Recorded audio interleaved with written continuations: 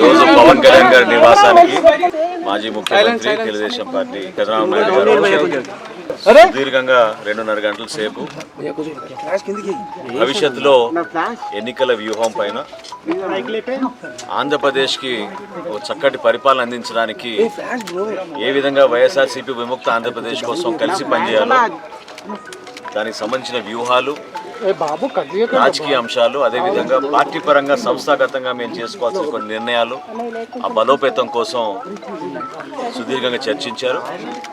తప్పకుండా ఆంధ్రప్రదేశ్ ప్రజలకి మంచి భవిష్యత్తు ఉండే విధంగా ఈ చర్చలు చాలా సంతోషకరంగా జరిగినాయి.